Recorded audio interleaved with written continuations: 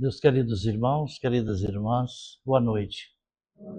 Que Deus nos abençoe e nos ampare sempre. Cumprimentamos também os internautas, as pessoas que estão à distância. Que seja todos agraciados pelas bênçãos e a misericórdia divina. Nesse momento, nós convidamos a todos para que levemos nosso pensamento a Deus, ao nosso Mestre amado Jesus, em oração. Pai nosso que estás no céu, santificado seja o vosso nome. Venha a nós o vosso reino, seja feita a vossa vontade, assim na terra como nos céus. O pão nosso de cada dia nos dê hoje, ó Senhor. Perdoe, Pai, as nossas ofensas, assim como nós perdoamos a quem está ofendido. E não nos deixe cairmos em tentação. Livra, Pai, de todo mal que vieres contra nós, porque somente vós sois o poder, o reino e a glória para todo sempre. Em nome de Deus, em nome de Jesus. Em nome dos benfeitores amigos de Anália Franca, diretora espiritual desta casa, nós pedimos a permissão para dar por iniciado nossas atividades na noite de hoje, na santa paz de Deus. Que assim seja. Leitura do Evangelho segundo o Espiritismo. A realeza de Jesus. Que não é deste mundo o reino de Jesus, todos compreendem, mas também na terra não terá ele uma realeza? Nem sempre o título de rei implica o exercício do poder temporal. Dá-se esse título por unânime consenso a todo aquele que, pelo seu gênio, ascende à primeira plana numa ordem de ideias quaisquer, a todo aquele que domina o seu século e influi sobre o progresso da humanidade. É nesse sentido que se costuma dizer o rei ou príncipe dos filósofos, dos artistas, dos poetas, da autoridade. Não revela muitas vezes preponderância bem maior do que a que cinge a coroa real? Imperecível é a primeira, enquanto esta outra é joguete das vicissitudes.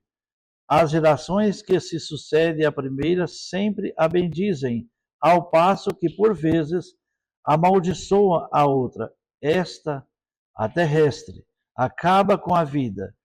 A realeza moral se prolonga e mantém o seu poder, governa sobretudo após a morte. Sob esse aspecto, não é Jesus mais poderoso rei do que todos os potentados da terra? Razão, pois, lhe assistia para dizer a Pilatos, conforme diz, sou rei, mas meu reino não é deste mundo. Agora nós vamos convidar o palestrante, nosso companheiro Robson Luiz, é um trabalhador lá do Centro Espírita Francisco de Assis, também trabalha aqui nesta casa, já tem feito diversas palestras aí nas casas espíritas, vem sendo aí destacando como um estudioso do texto bíblico, né, da Bíblia. Então, o Robson Luiz, acima de tudo, é um querido amigo nosso. Então, com muito amor, com muito carinho, eu gostaria de convidá-lo para que ele venha fazer uso da palavra aqui nesse momento.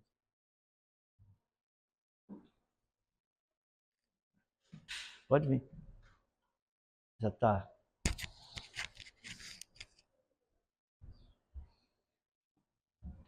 Deus que abençoe. Cristãos, virou o considerado 13º apóstolo. Quando Jesus apareceu para ele na estrada de Damasco, Jesus sabia da fé de Paulo. Ele conhecia ele, Jesus conhecia assim como conhece todos. Então ele sabia que na hora certa ele ia dar um bote no Saulo e ele ia levar o seu evangelho.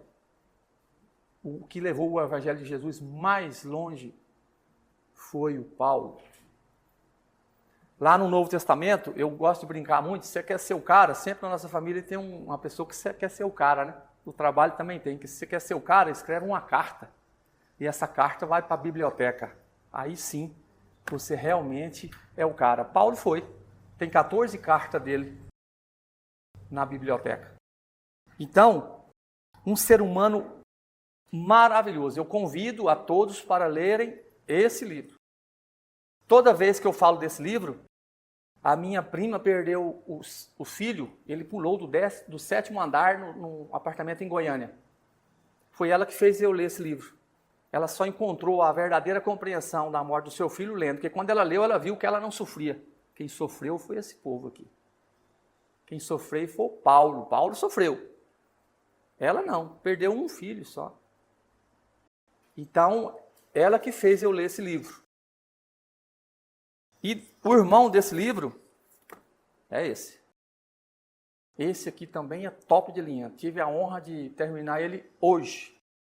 A pedido do Sebastião Felipe. Não lê. No início eu comecei a ler ele, falei, não vou ler mais não. A amizade ali de Públio Lentulus e Flamínios Severos, eu achei assim, ele falou, não, continua que você vai ver. E realmente é uma história de transformação. Então, 2 pessoas que se transformou. Esse aqui foi mais rápido. Esse aqui demorou um pouco a se transformar. Mas que bom que transformou. Porque a verdadeira transformação, esse zapinho da vida aí, eu só tenho ele.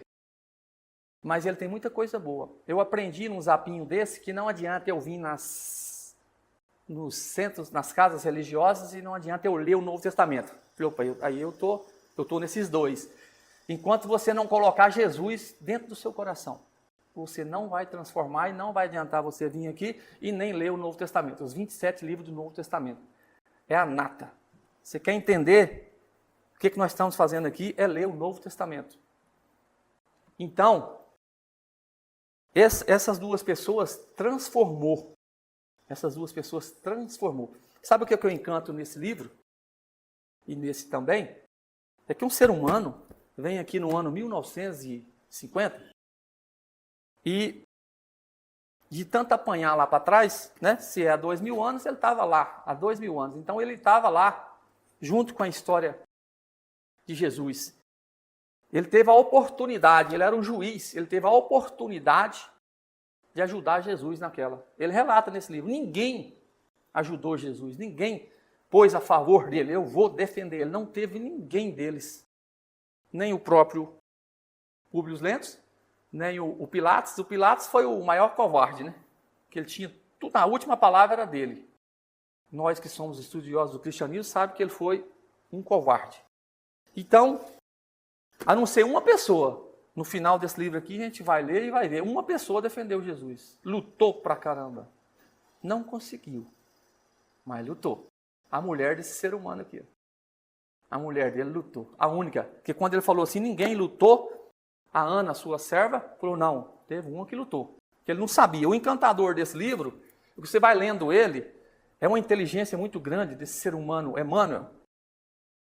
Escrever lá com tanto detalhe, há 2000 anos atrás, o cara estava aqui em 1950, fez uma parceria com o Chico e falou assim, não, vamos escrever, eu quero escrever a minha história lá atrás. Isso que é a nata da sabedoria. Falando em sabedoria, antes de eu falar desses 2 livros, o Sebastião veio, lutou pra caramba para uma mulher que fez um seminário lá no Centro Espírita, que eu esqueci o nome agora. Amor e Caridade. Amor e Caridade.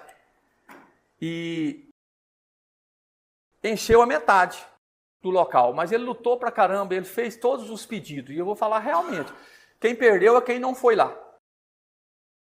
Uma mulher espetacular, uma mulher que dá conta de transferir o seu recado, ela dá conta de pegar aquele recado e botar lá dentro do coração. Com 5 minutos que eu estava lá dentro, eu falei assim, nossa, eu tinha que estar aqui. Porque eu estou atrás dessa transformação, eu estou atrás de tentar colocar esse Jesus dentro do coração. E vou fazer mais um êxtase aqui. Quem consegue colocar Jesus no coração, nós conhecemos pessoas que conseguiu colocar Jesus no coração, ele vive diferente. Pode observar para vocês verem. Então é essa questão que eu estou querendo. Ver se eu consigo colocar Jesus dentro do meu coração. Eu levei mais uma queda de moto, fiz uma cirurgia, os meus amigos espirituais orou, falou, não, você pode ficar tranquilo, essa mão sua não vai curar. Mas vai lá, coloca sua cabeça no travesseiro e vê o que essa queda quer falar para você. Eu falei baixinho, não, já sei, já. É para me encostar mais em Jesus, porque o conhecimento a gente tem demais. A Catarina Rocha Monte falou lá na palestra, umas coisas que eu aprendi lá com ela. Ela disse, não adianta eu ler vários livros se eu não pegar essa sabedoria e colocar dentro do meu coração. Então, a palestra que ela fez foi justamente na transformação. Enquanto nós colocar Jesus dentro do coração, a gente não vai mudar. Porque quando eu coloco Jesus dentro do meu coração, eu consigo amar o próximo. Eu consigo amar a mim mesmo. Então está aqui o pedido. Quem gosta de ler o Cristianismo Primitivo, está aqui 2 livros maravilhosos. Sobre o Emmanuel, eu encanto com, mais uma vez, a sabedoria dele, porque ele vai lá e relata o que aconteceu lá atrás com... Isso é o Espiritismo. O Espiritismo vem com um espírito elevado, mas para ele chegar aqui, ele apanhou pra caramba, né? O irmão desse aqui tem 50 anos depois, tem Ave Cristo, tem Renúncia, né? São 5 livros. Então, assim, ele apanhou, mas quando ele chegou aqui, ele transferiu a mensagem dele direitinho, o que aconteceu lá atrás, e o que eu encanto, o que eu mais encanto. O Chico Xavier estava encarnado e o Emmanuel do lado de lá, não é isso? Aí todo mundo, quem é o estudioso do Espiritismo, ele conhece, ele sabe. Falou, uma hora ia inverter os papéis. Está invertido agora. O Chico passou para lá, o Emmanuel está de cá. Quem é um belo estudioso sabe que o Emmanuel está lá em Campinas com 12 anos e já começou a trabalhar. Então, assim, eu encanto com o Espiritismo, é isso. Isso aqui não é brincadeira, isso aqui é fato real. Nós que somos apaixonados pelas manifestações espirituais, hoje nós observamos várias pessoas doentes, espiritual. Nós vamos ver vários casos ali, ó.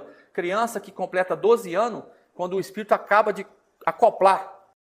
Se ele for devedor lá atrás, os devedores chegam. Ele já começa a pegar todas as influências espirituais, com 12 anos. Pode observar para vocês verem. Antes de 12 não vem, 12. Aí tem as doenças aí do moderno agora, né? Não sei o que do pânico. Nada mais é síndrome do pânico. Eu estou conhecendo essa doença agora, pertinho. Depois eu... Então, assim, porque veio dentro da minha família. Nada mais é que um monte de espírito fazendo aquele menino sentir medo de tudo que ele vê na frente. Nada mais é do que doença espiritual. Ele não tem nada. E nós acabou de provar. Eu tenho vários amigos espíritas maravilhosos que eu devo muito a eles. Nós vai lá e retira os nossos irmãozinhos maravilhosos, o menino sara, melhora. Depois eles voltam. Mas ele melhora. E ontem ele falou assim, amigão, não vou citar nome, amigão, o senhor me curou. Ele já falou várias vezes. É claro que cura. O menino está lá com vários espíritos na cabeça dele, fazendo que ele tenha medo, que ele tenha aquele pânico. Ele vai para a escola dar trabalho. Aí chega um amigão que tem o conhecimento, retira aqueles maravilhosos nossos irmãos, alguns perseguidores, outros não, o menino fica zero. E o que me encantou nesse projeto foi que a coordenadora, eu fui no colégio e falou, não precisa ir não, é um pouquinho de manha dele, mas aí Deus é maravilhoso e ele, bom, você entra lá. Eu estava saindo, eu falei, não, entra lá. Porque ele falou assim, pai, o senhor está onde? Eu conversei com a coordenadora falou assim, o negócio dele é grave. Eu falei, eu sei. Não, o negócio dele é muito grave. Eu falei, eu sei. Não, mas o negócio dele é muito grave. Eu falei, não, eu sei um pouquinho acima do que o senhor está imaginando. O problema dele é obsessão. Ela falou, isso. Eu falei, pois é. E se não cuidar, vira possessão.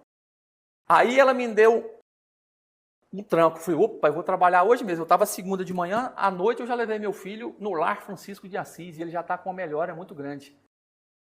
Porque ela me deu... Eu tinha que ir lá para levar um choque. Falou, opa, o negócio é urgente. Ela falou para mim assim, se não cuidar, vira esquizofrenia. Eu falei, meu Deus. Né? Porque é claro que vira possessão. O espírito tomou posse. Pronto. Aí dá trabalho, né? O Sebastião conhece uma pessoa ali, esquizofrênica, que fica na jaula. Então, eu já levei lá várias vezes. Então, sim, porque não tinha o conhecimento espírita. Se tivesse conhecimento espírita, 99,9%, às vezes o menino tinha sarado. Então, vamos lá. Quando a gente quer ler um livro, você vem aqui na contracapa aqui, que ele vai te convencer que você tem que ler ele, que ele está o resumo de todo o livro, né? Depois de várias décadas de existência, o romance Paulo e Estevão ainda é considerado uma obra-prima da parceria entre o espírito Emmanuel e o médium Francisco Cândido Xavier. Viu que eu já contei a história? Eu já adiantei. São milhares de exemplares publicados pela FEB sobre o fariseu Paulo de Tarso. Além de tudo, ele era fariseu, né? Dentro do Sinédrio tinha 4 seitas: fariseu, essênio, saduceu. Faltou um. Eu esqueci aqui, agora eu lembro. O judaísmo. Não, mas o judaísmo já é todo o processo. Lá tinha 4 seitas: os fariseus, os zelote, fariseus, essênios e saduceus. Essas eram as 4 seitas que estavam lá dentro do Sinédrio, que fazia a cúpula. Então, aí se perguntar para nós assim, quem matou Jesus? Eu tenho coragem de responder, porque eu li vários livros e aqui está escrito, a religião. Aí se perguntar assim, qual? O judaísmo. Quem julgou ele? Pilatos estava louquinho para soltar o homem, aí por inveja, aqueles fariseus falou para ele, não, se você não julgar ele, eu vou escrever uma carta para o Tibério, que era o imperador daquela época. Ele falou assim, aí ele foi obrigado a falar que você está contra o nosso povo. Aí eu vou contar as outras coisas que está tendo aqui também.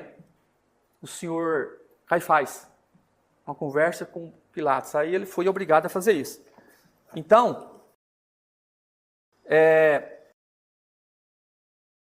como que o Paulo estava pronto? Como que nós provamos que ele estava pronto? Na estrada de Damasco, ele estava com a carta para matar os cristãos lá de Damasco, inclusive um deles era Ananias, e Jesus aparece para ele.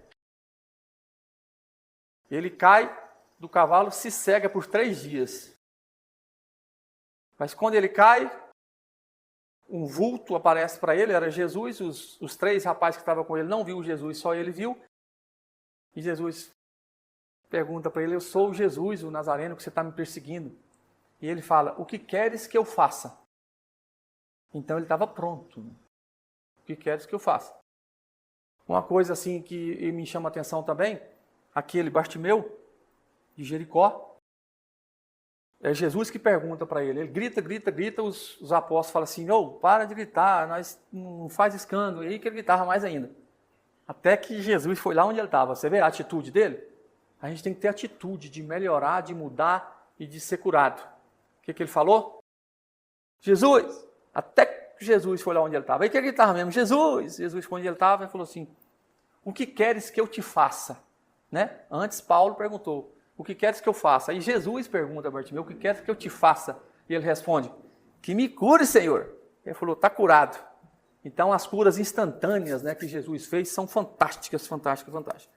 Então, a presença constante entre os mais vendidos livros mostra a relação entre Paulo e o apedrejamento de Estevão, o primeiro mártir do cristianismo. Se nós ler esse livro e ler o Novo Testamento, nós vamos ver que o primeiro mártir a ser morto foi Estevão. Depois Tiago.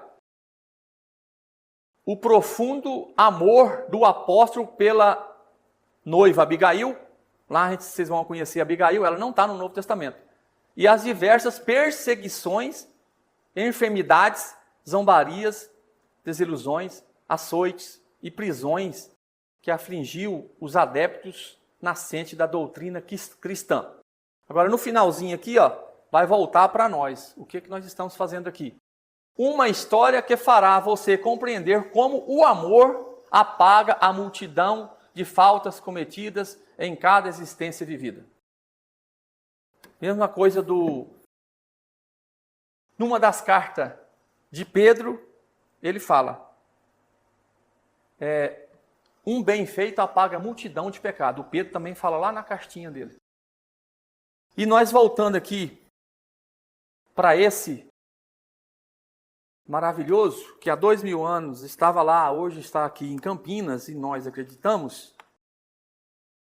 está outra história maravilhosa, como nós lendo esses 2 livros, nós vamos nos transformar. Um cântico que tem lá, tem um pedacinho dele aqui só.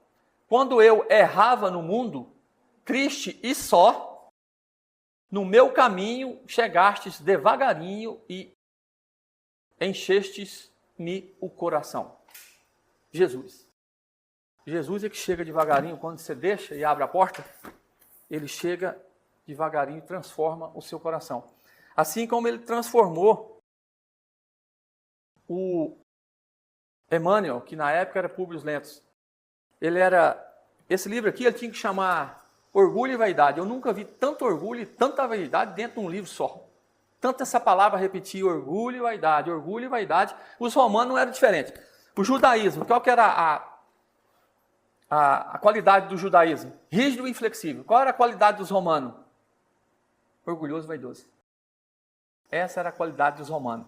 Então, com Públio Lentulus não era diferente. Um senador, um juiz, quando ele chega em Jerusalém, quando ele vem chegando, dá uma pedrada lá na caravana, acerta um dos romanos, os cavalos vai, corre, pega o rapaz, traz. Aí começou todo o problema do Emmanuel, começou nesse momento.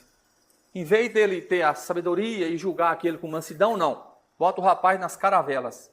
Quem lê lá atrás sabe que as caravelas é o maior castigo. Você vai remar nas caravelas e você não volta, não. É até morrer. Aqui, ó, ele estava lá nas caravelas. Estevão estava lá nas caravelas. Paulo Sérgio soltou ele, porque ele curou Paulo Sérgio lá com enfermidade gravíssima. Antigamente, nos navios, você dava uma enfermidade, morria e jogava você fora do navio. Pronto. Aquilo ainda vai contagiar e matar mais gente. Então, ele curou Paulo Sérgio, Paulo já encantou. E ele mandou o menino para as caravelas, passou uns dias, aí entra o André de Georas. Veio pedir para ele clemência, foi lá no gabinete dele, pediu clemência, me ajuda, solta meu filho, pelo amor de Deus, pelejou com ele com todos os jeitos, misericórdia, solta meu filho, eu só tenho ele, o nome dele é Saul, eu só tenho ele cuida de nós. O rapaz orgulhoso e vaidoso não soltou, botou na prisão. O Georas, o André indo embora, ele deu vontade de chamar ele para trás e falar assim, olha, eu vou soltar seu filho, mas o orgulho falava mais alto, ele não deixou. Mas depois ele mandou um soldado ir lá e soltar ele. Mas que como desde o princípio do mundo já tinha as corrupções, não é da agora não, desde lá. Quando você prendia um escravo, que ele era robusto, vendia ele. Lá no Império, não estava nem sabendo, mas vendia ele. Aí quando ele mandou um soldado lá, vai lá e solta Saul. Ele já tinha vendido Saul, tinha uma raça lá que chamava escravocrata. Já tinha vendido ele para os escravocratas fazia tempo. Ele já estava chegando, era em Roma. E ele foi cair na mão justamente do amigo de Públio Lentulus, que é o Flamínio. E o soldado deu a resposta para ele, falou assim, aí falou para ele, como é que o soldado ia mentir? Aí eles morriam. Aí ele falou, não, ele fugiu.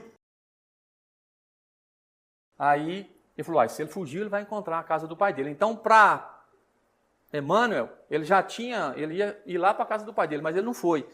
E o Geora, antes de sair do gabinete dele, falou assim, eu vou vingar até o último dia de minha vida. Ele falou várias coisas, mas o mais forte foi a vingança. E ele conseguiu, através de maldade, desde o princípio do mundo tem as maldades, as covardias. Uma amiga desse André era funcionária de Públio Lentulus. Conseguiu raptar seu filho. Raptando seu filho, ele escravizou ele lá, conseguiu escravizar ele lá no meio da lavoura, querendo fazer tudo aquilo que o menino fez com ele. Ele falou, ele vai pagar. Então, uma história maravilhosa. O Públio Lentulus teve uma chance na vida dele. Ele esteve com Jesus. Ele esteve com Jesus lá na praia. Ele foi à noite, para ninguém ver como ele era um senador romano. Ele foi... Hoje, eu gosto sempre de falar, cadê o Império Romano, né? Em 494 acabou tudo, não tem nada. Tudo que é status, tudo que é orgulho, tudo que é vaidade acaba. Por isso nós temos que tomar muito cuidado com o orgulho e com a vaidade. No Velho Testamento está escrito, o orgulho mais cedo ou mais tarde ele dobra o joelho. Eu tenho um arrependimento tão grande de não ter marcado lá no Velho Testamento, eu li. O orgulho mais cedo ou mais tarde ele dobra o joelho. Então a gente tem que tomar muito cuidado com o orgulho. A gente tem que encostar no amor. Encostar em viver bem com as pessoas. É fazer realmente o que esses dois rapazes fez. Colocou o amor dentro do coração. Eles conseguiram. O Paulo conseguiu e o Emmanuel também conseguiu. Então nós temos que estar atrás dessa jornada para transformar e colocar. Depois, teve a queda de Jerusalém no ano 70, né? Pela segunda vez no ano 70, Jerusalém foi destruído. Antes de Jesus ir, ele ainda falou, não vai sobrar pedra sobre pedra. E foi mesmo. E nesse momento estava lá Públio Lentulus, mais uma vez.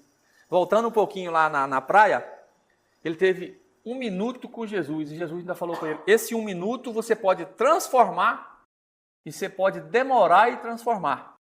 Mas como eu não sei todas as palavrinhas que estão lá, é mais ou menos assim, mas isso vai te custar caro. Então ele demorou, e ele não aproveitou essa 1 minuto com Jesus. Jesus ainda cantou a pedra para ele. Ele falou, você está aqui atrás de quê? Você está aqui atrás da cura da sua filha, né? Que a filha dele estava com lepra, a Lívia. E ele, pode ir embora que eu vou curar sua filha, mas não por você, pela sua esposa, que é a Lívia, me perdoa, a Flávia que é a filha dele. Então assim, ele volta lá, quando ele volta, a menina está curada e ele fala para a menina, os nossos deuses te curou, Júpiter te curou. Ela falou assim, não senhor, papai. Veio um moço aqui, um nazareno, eu vi ele direitinho aqui, foi ele que me curou, não foi os nossos deuses não, foi Jesus de Nazaré. Então, é maravilhosa essa história é uma das mais belas de transformação. E ele não mudou com esse 1 minuto, ele demorou a mudar, ele demorou essa transformação. Ele teve que, nós seres humanos, nós gostamos de mudar, mas com as pancadas, né? Com o sofrimento. Enquanto não vem um sofrimento, aí vocês querem conhecer sofrimento, vocês leem aqui para vocês verem. Aí se vocês achar que não está bom, vocês leem esse aqui para vocês verem. Que vocês vão ver o que é sofrimento. Sofrimento. No circo de Roma, estava tendo dificuldade para ter membros para ser jogado no circo. Os pretorianos acharam as catacumbas de Roma. Os cristãos iam orar escondido. Quando eles achou, eles encantou. Acharam tanta gente. Teve um dia de prender 1000. E prendia eles e colocava assim no calabouço. Quando o portão abria, já era de cara com o circo. Já caía dentro do circo. Eles traziam as pessoas. E essa Lívia, ela estava no meio desse pessoal. E um soldado falou para os romanos, tem uma Patrícia lá no meio deles. Ele falou assim, tira ela, porque nós já tem problema demais. Não, vamos arrumar mais um. E ela parece que já estava intuitivamente sabendo. Ela chegou na Ana, sua escrava, que são amigas maravilhosas, que já tinham virado cristãs. Ela falou para ela, vamos trocar de roupa, vamos trocar as vestes. Aí a Ana falou, mas por quê? Não, vamos trocar as vestes. E falou mansamente e ela trocou as vestes. Aí quando o soldado veio, tirou essa menina que era a Patrícia, acabou tirando a escrava.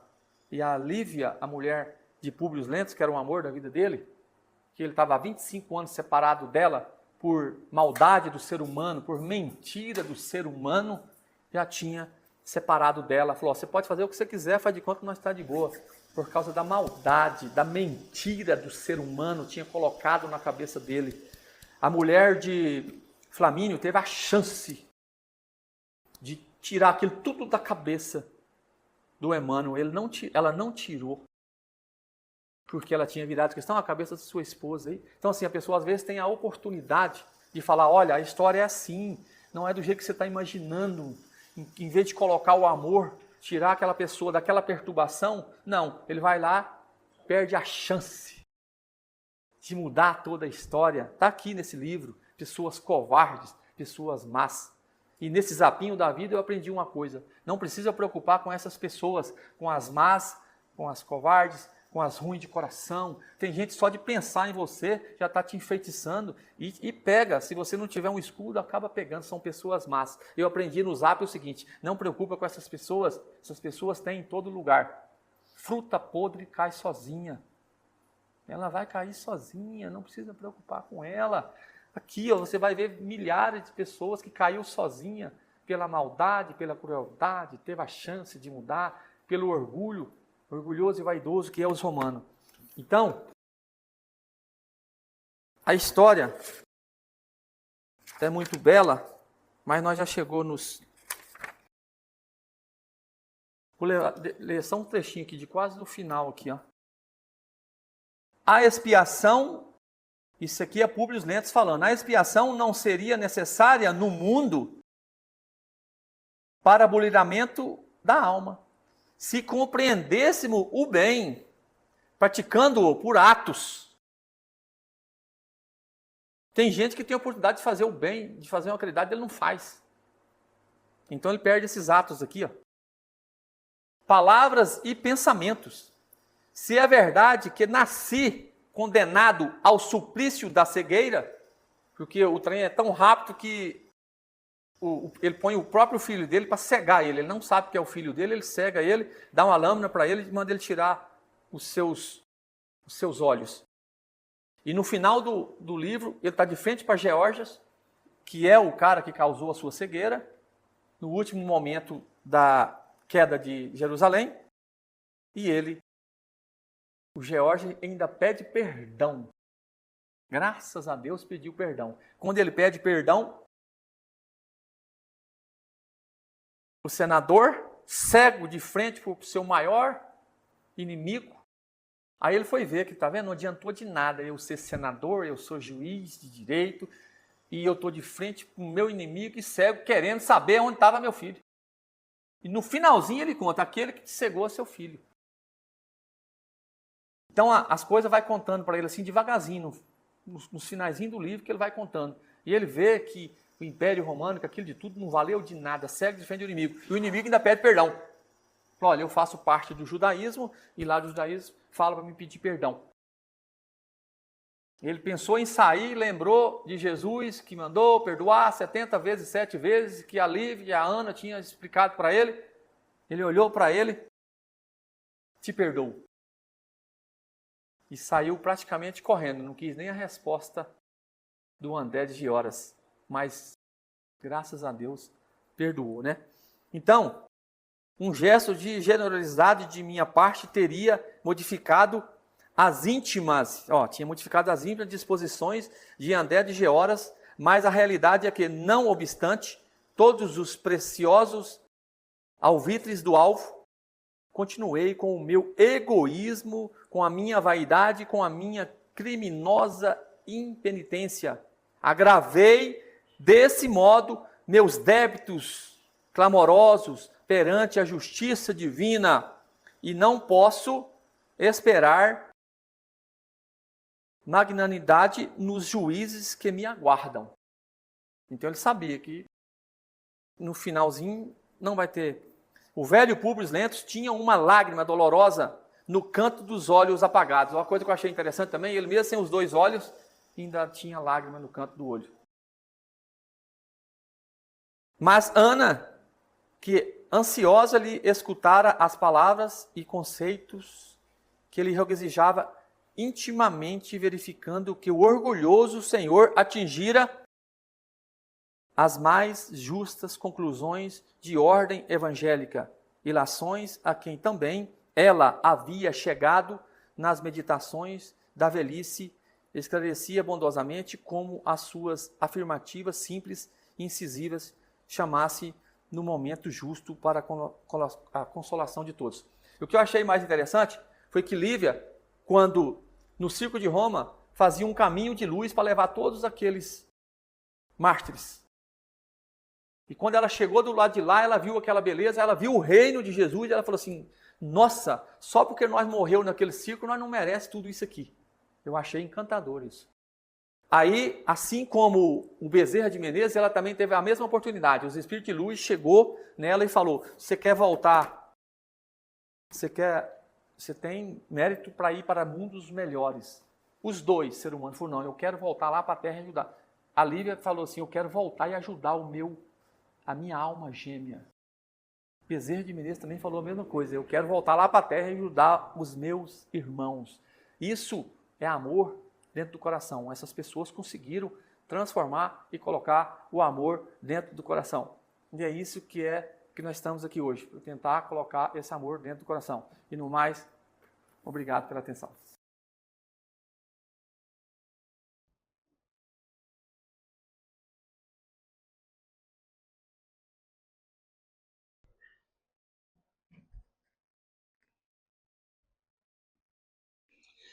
Nesse momento, eu agradeço o Robson Luiz, que atendeu o convite. Na realidade, o nosso querido irmão Sérgio Damião, que estaria escalado para fazer a palestra hoje. Mas aí houve um contratempo, uma ocupação, e eu liguei para o nosso querido irmão Robson, e ele prontamente aceitou o desafio e o convite, e fez aí a palestra maravilhosa. Que Deus te abençoe, que Deus te ilumine, continue estudando e aprimorando para levar os conhecimentos aonde solicitado for. Queremos agradecer a presença de cada um de vocês, agradecer os internautas, as pessoas que estão à distância. E nesse momento já encerramos aqui a primeira parte da nossa reunião. Nós vamos passar para a segunda parte em nome de Deus, em nome de Jesus. Que Deus abençoe a todos, hoje e sempre.